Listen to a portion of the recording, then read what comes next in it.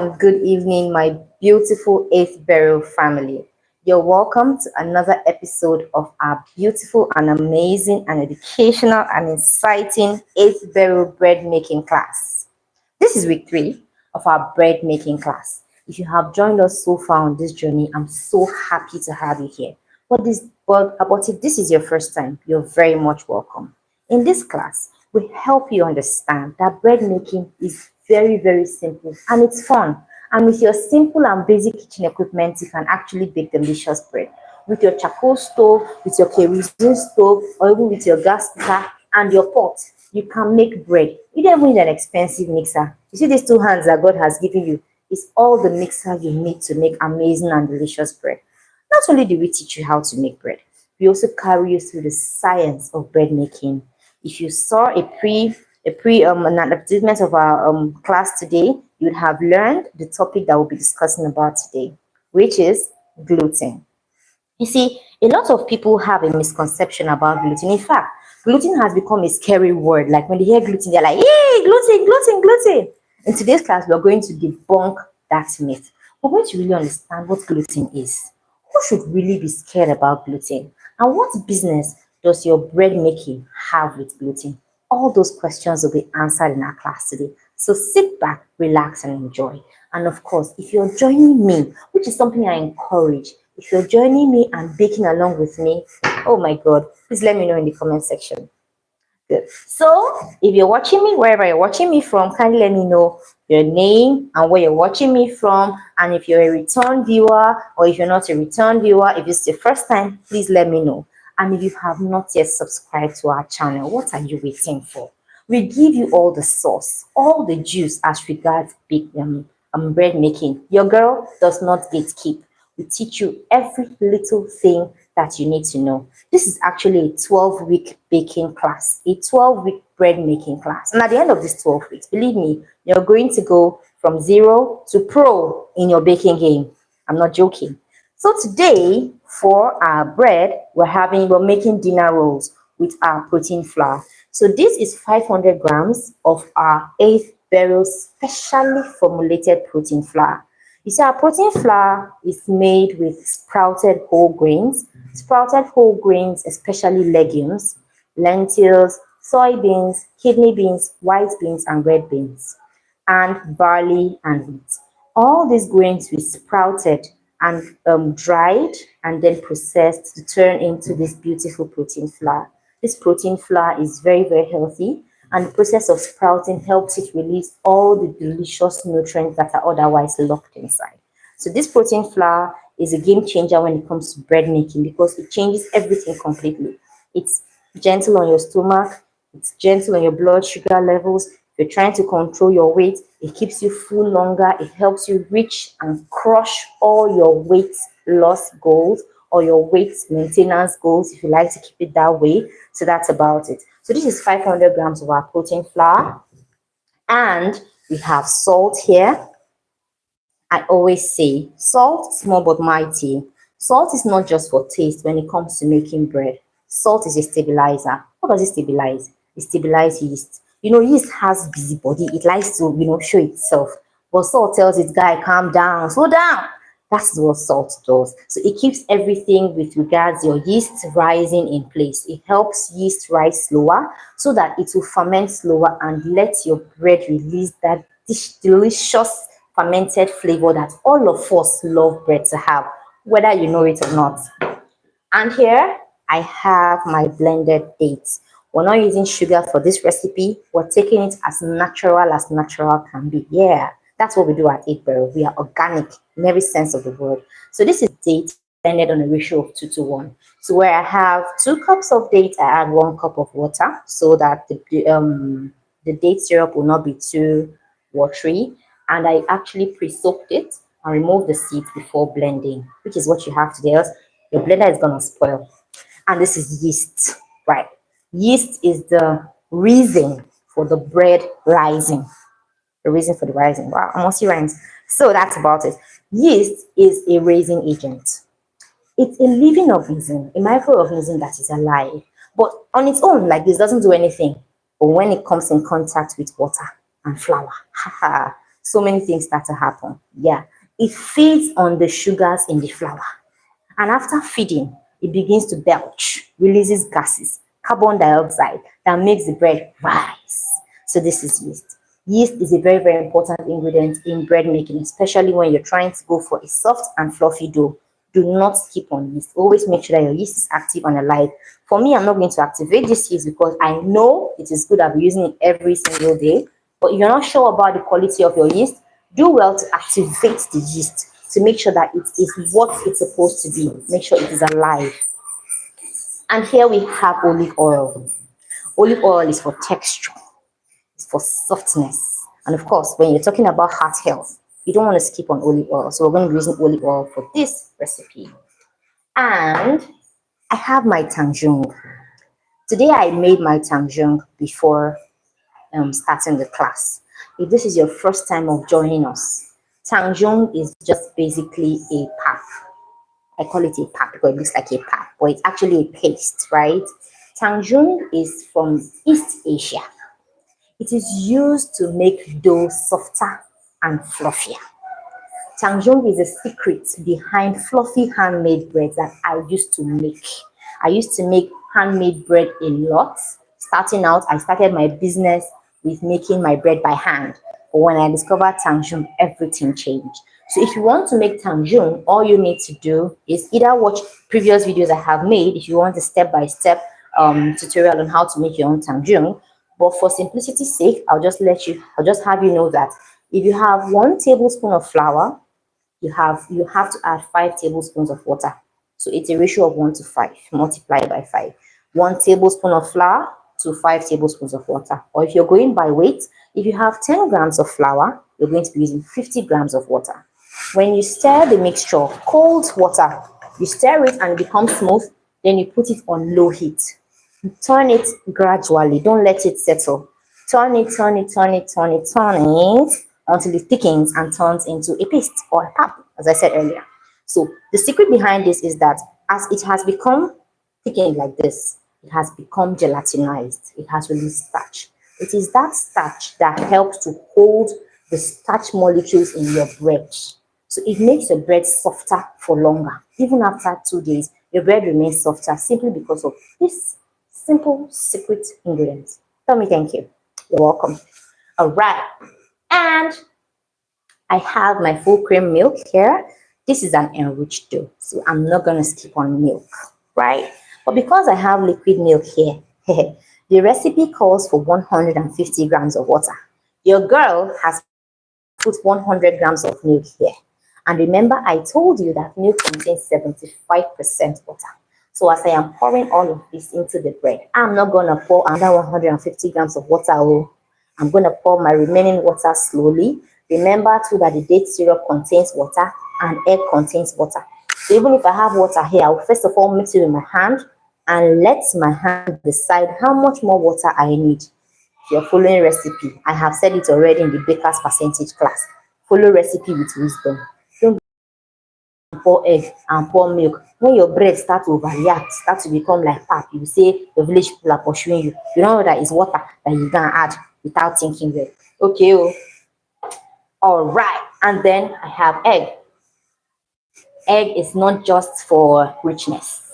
Egg contains lecithin, which is an enzyme that helps to soften your dough, keeps it softer, makes it, much more delicious and fluffy, and all the good things you want bread to have. Egg is very, very important, right, for bread making. So let's get right into it. I have already weighed the flour. I told you earlier, 500 grams of flour is what we have here. Now, this is 4 grams of salt. I'm just going to pour it right into. First of all, you always want to make sure that your dry ingredients are incorporated before you go with your wet ingredients. I cannot overemphasize that enough. So I have my salt here. Mix it gently. Just pour 4 grams of salt into this. Now I'm going to weigh in 5 grams of yeast into this. Remember, baker's percentage. So 5 grams of rolling pin.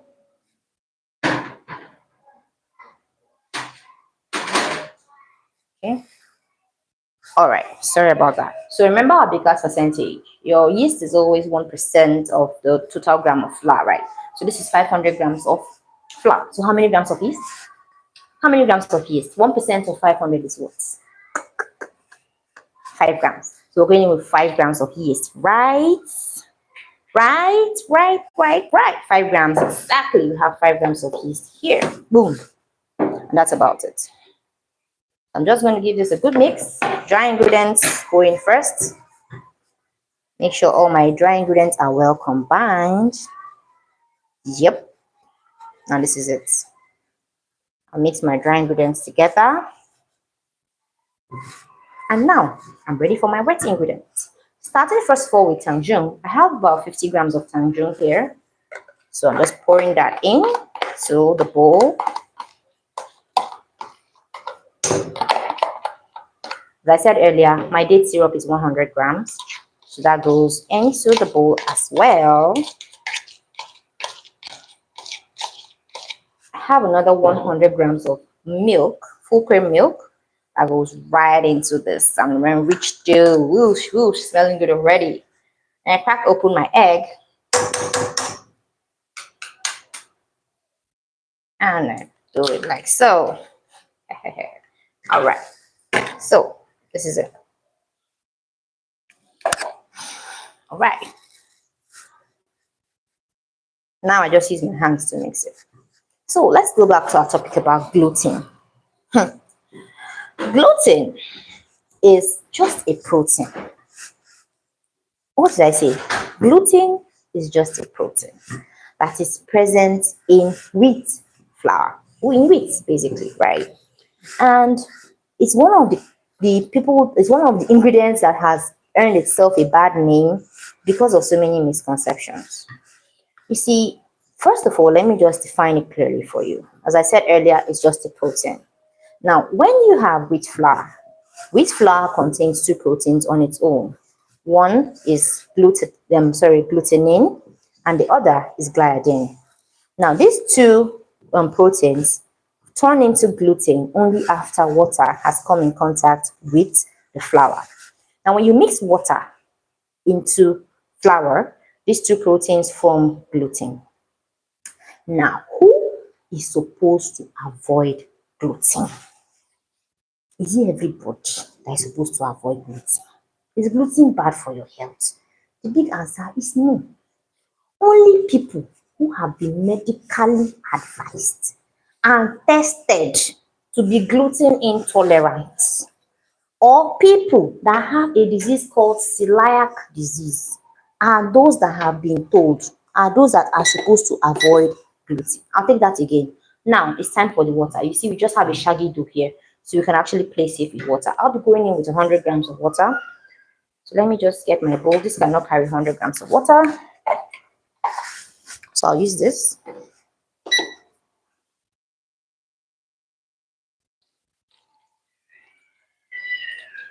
Good, 100 grams of water. So it is not because they say, one person that has gluten intolerance or somebody that has celiac disease say, me, I'm not going to be eating wheat, I'm not going to be eating bread because of the fact that I have celiac disease. Another person now can carry the talk and say, they say gluten is bad, well, gluten is this. No. Only people that have been medically tested to have celiac disease, or those who are gluten intolerant. I hope I've made myself clear.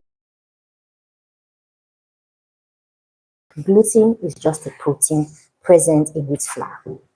Now, but if you eat wheat bread, or if you eat pastries that contain flour, and you have any sort of reaction at all, before you start to label those reactions, go to the doctor and get yourself medically tested. Let the doctor tell you by himself that this thing is a problem for you.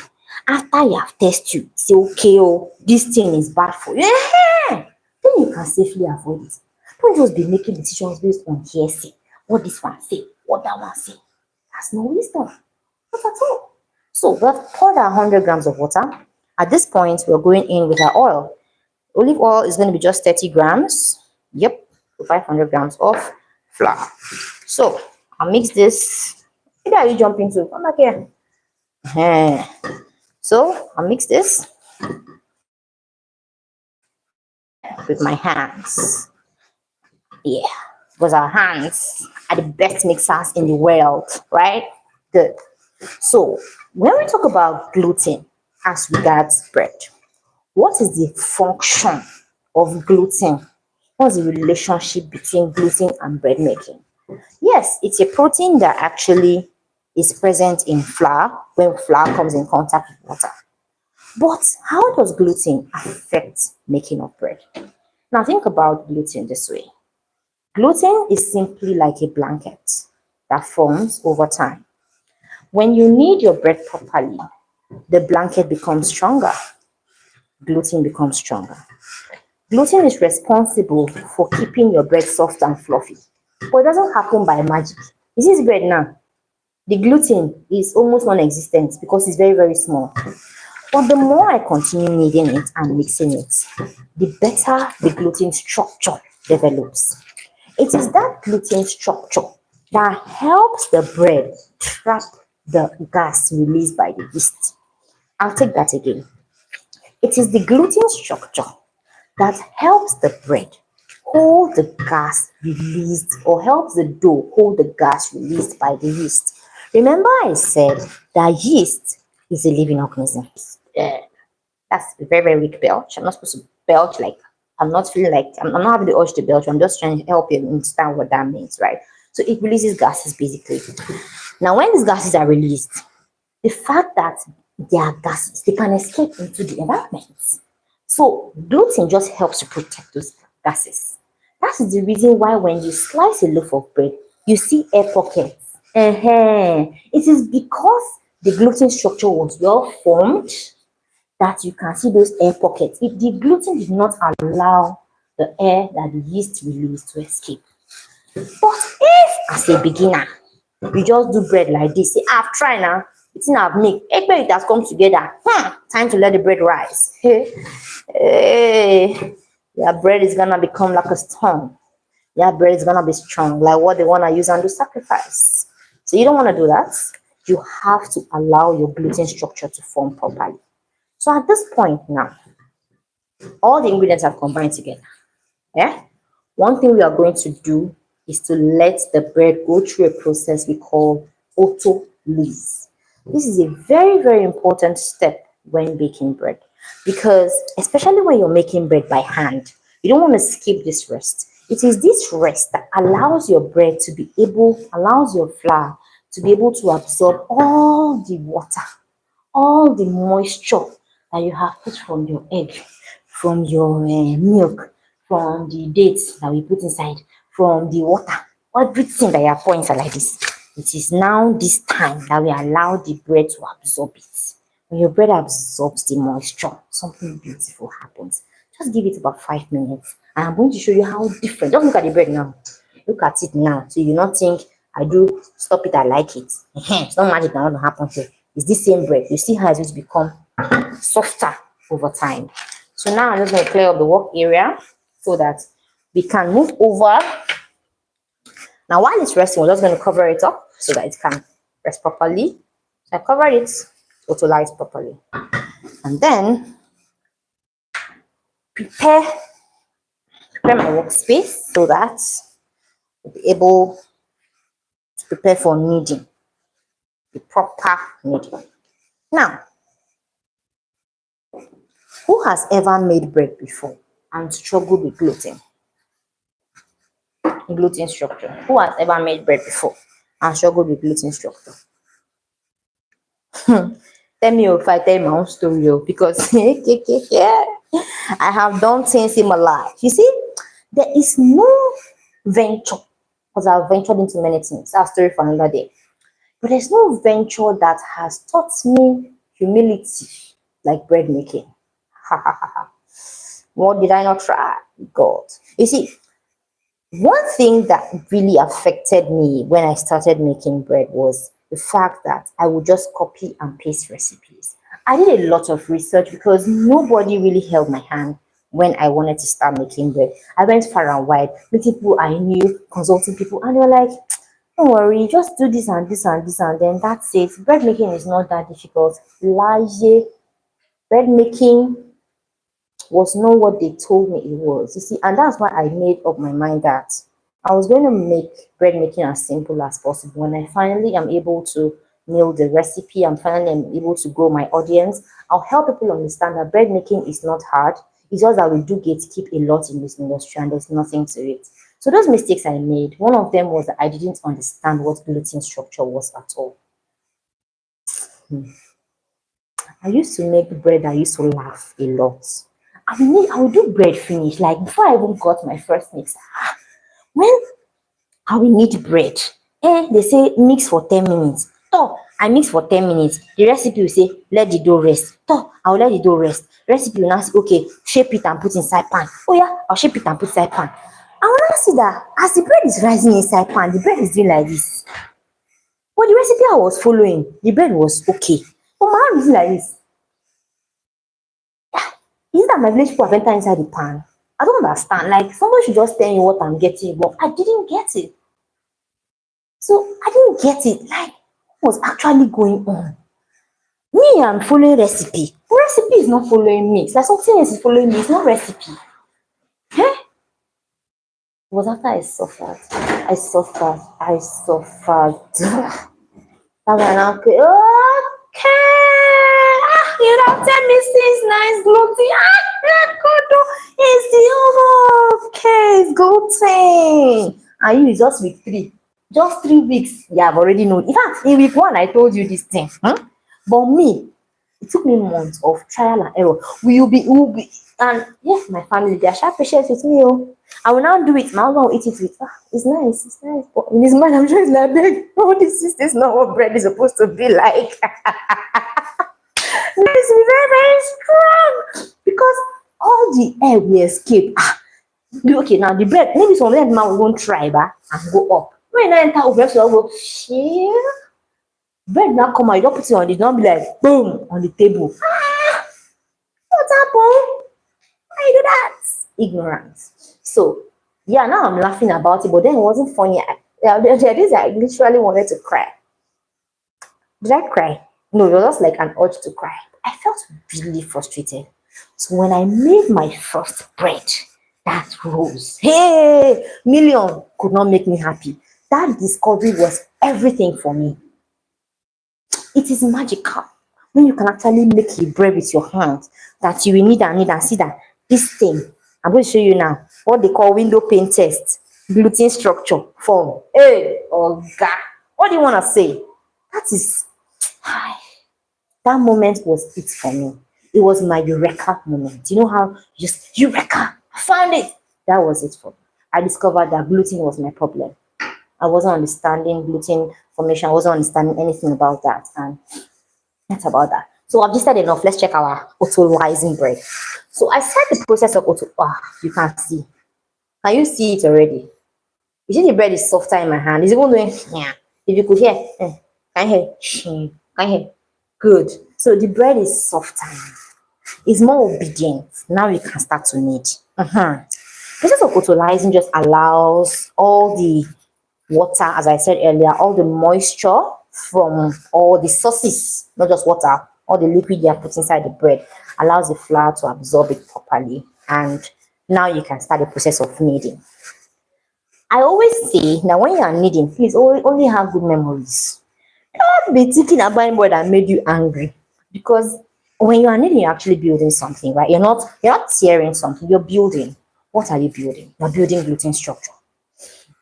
So if you are kneading like this, you just scatter the bread, and that's not what you want to do. So knead with intention.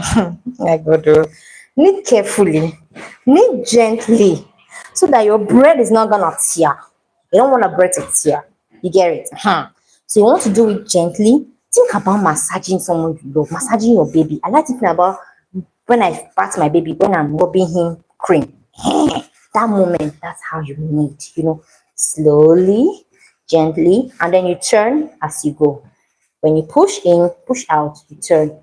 And push in and out, and you turn. Push in and out, and you turn. That's how you knead. Gently and with intention. is a game of patience. So that's about it. So you do this for a couple of minutes. Sorry about that. Do this for a couple of minutes and then keep going, keep going. The bread is becoming more pliable at this point. Keep going, and this is it. So at this point, you see that the bread is has absorbed a lot of the moisture in it. Remember that this is our protein flour, so it kind of absorbs a lot of water. I'm feeling that we have not a well hydrated dough at this point, so I want to do something. I'm going to add a little bit of water, because when you're baking, you're listening to your dough. Your dough is talking to you as you bake, and it's better to have this challenge than to have the other extreme. What is this challenge? It's better for your dough to be dense and you add a little bit of water as you need than for your dough to be too watery and you start adding flour. Always be careful with water, because by the time you add, let's say you want to balance the um lightness of the dough when it becomes too sticky and you add flour. What happens when you now add 100 grams of flour to a dough that should have had just 500 grams of flour? It means every other thing has to change. It means you now have to start thinking of 1% of the extra 100 grams you have added for yeast. Start thinking about how much egg, how many grams of the egg will you put, how many grams of dates. That can be very, very mind-boggling. So it's better to go in with water gradually. Go in with water with intention. You see, now it's because I allow the autolyse that the flour absorb most of the water. Now I see, I like what I feel. It's good for the dough to stick to your hands a little bit. Good. So that shows that the dough is actually what it's supposed to be. Over time, it becomes not as sticky, and then you can have what you want. So keep on going with this. Now it's becoming a little sticky, and I like it. I like the fact that it's becoming a little sticky. It shows that we have a balanced dough. It's not going to be a dense bread. I don't want a dense bread. I'm not going for dense. I'm going for soft dinner rolls. It should be soft and fluffy. So that is what I want to achieve with what I'm doing. So at this point, I'm going to set this aside and show you a little surprise that I have. I already have a dough that has been worked, that I have kneaded already, and it has reached its gluten mesh. Remember, I told you that I'm going to show you what the gluten mesh actually means and what it looks like. So now I'm going to allow this good guy here to rest a little before we come back to it later, while I show you what a good gluten structure should actually look like. So let me wrap this up nicely. Good. So you can see it's coming together well and nicely as we want it to be. So while I let this rest, let me show you what a proper gluten structure should look like. All right. So let's have this big boy here. Good. So this is another batch of dough. You can already see how it's looking. It's already stretching. That shows that the gluten network is doing what it's supposed to do. This smells so nice. This protein flour is really a banger. So, all right. So let me just do a little test here to show you what the window pane test is all about. So when you're done kneading your dough, all you need to do is just to catch a small chunk of it and open it like this. Can you see this? Can you see this? This is your gluten structure well formed. This is the gluten mesh. This test we have done is called the window pane test. If your bread has not reached this level, your bread is going to laugh at you. Realize you're going to tear. So until you have kneaded your bread to the point where it has reached the gluten mesh, then you can say, okay, your bread is ready for proofing. I talked about proofing 2 days ago in a previous class, and it's a very, very important step. That is the next step after this. So after you have thoroughly mixed your dough, kneaded it to the point of the gluten mesh, then you can now start thinking about proofing. So I said I'm making dinner rolls today, right? So for our dinner rolls, I'm going to cut them into small sizes of about 100 grams each. I'm using my scale here. The baking industry, in fact, any industry is a game of numbers. But when you're into the bread business, you want to make sure that you do not joke with your weight, because weight is where all the money is. You can lose a lot of money if you do not weigh your items properly. So I'm going with 100 grams. Each of the rolls is going to be 100 grams in size. So 100 grams for each of them.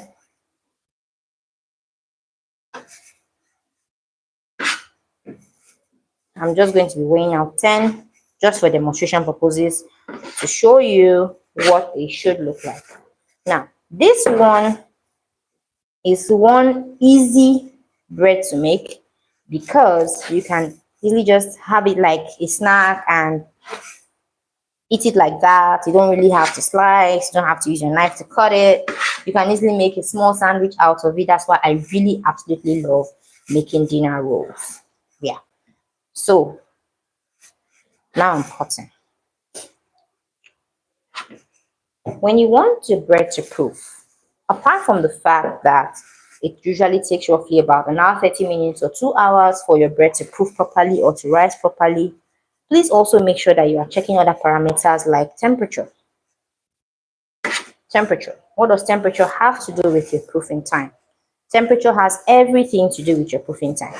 You can be reading a recipe that says let the bread rise for 1 hour, but that person might be in Jos or that person might be in Russia, and is keeping his bread for 1 hour. You that you're in Abuja that is hot, it might just take you 30 minutes. If you now leave the bread for 1 hour, can't you want to follow recipe of someone that is in Jos, your bread will tear. It will, in fact, it will not even tear, it will overrise, it will overproof. By the time it does that, so many things are gonna happen. The bread will look like the face, it will be like the face of someone that is 200 years old. Not even 100. 100 is still young. It will look very old. Very, very old bread. So please make sure that you are checking your temperature and you're checking your bread. You have to get to the point where you are talking, communicating with your bread. Your bread actually talks to you. Do you know? My bread talks to me a lot. My bread tells me its feelings. It tells me when I'm doing too much.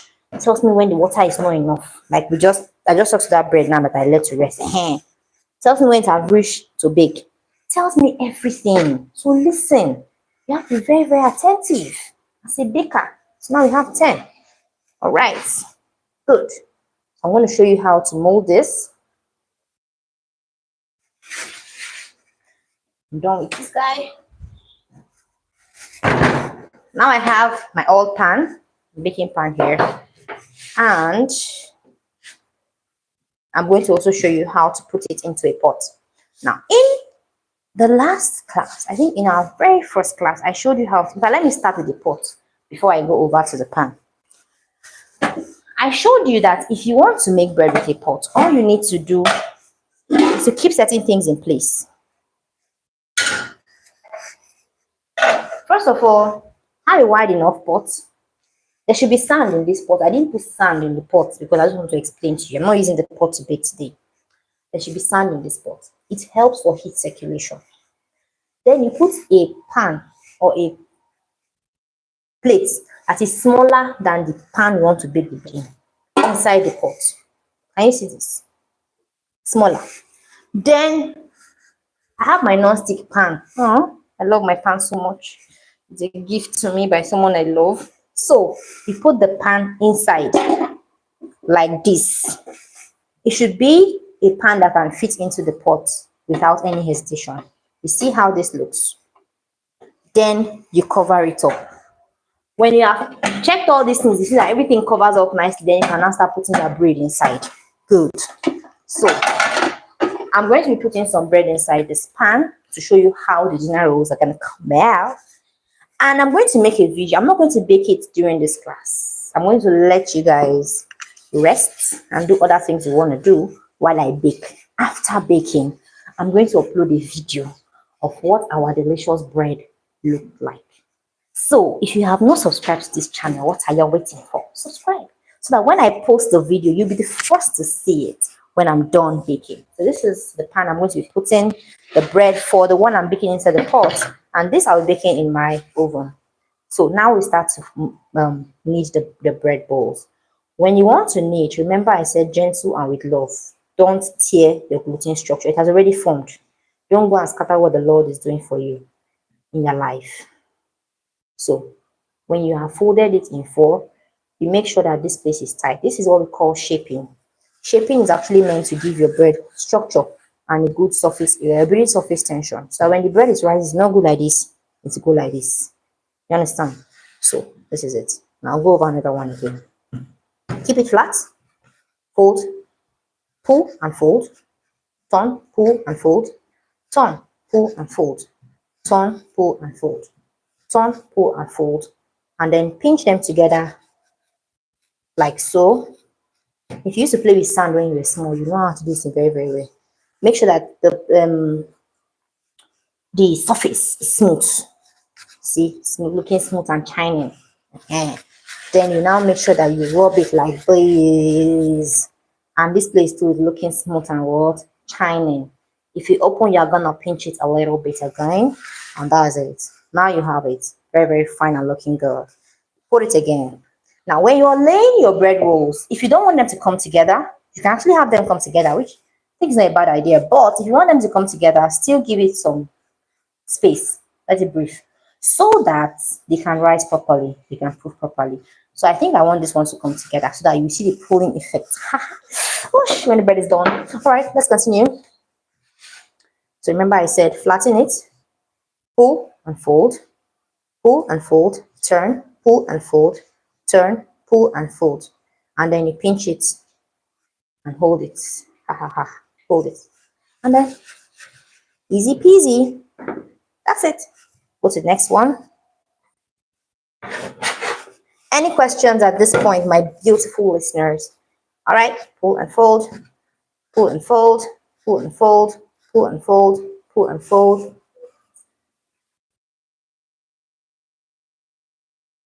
Hi. Hello, patience. Hi. Yeah. Hi, Anthony da Costa. How you doing? Good. So that's it. So we do this.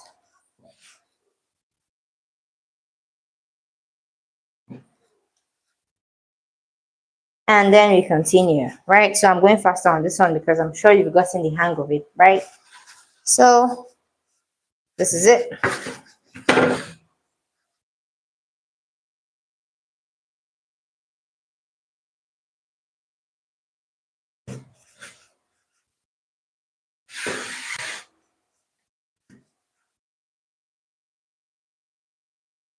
So we're going in with the seventh red roll, seventh one right here.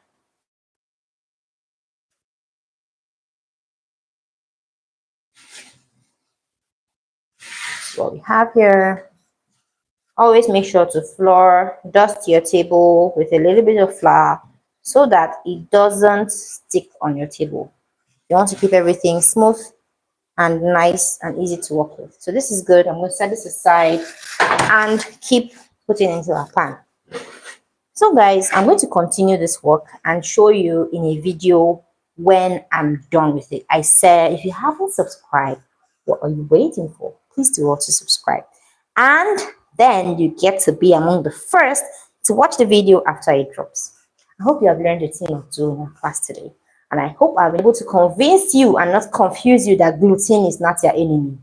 Gluten is just a part of bread. It is a protein. So give it a rest. Let it rest. Let it breathe. All right. Thank you so much for watching. Thank you so much for staying with me to the end and doing this with me.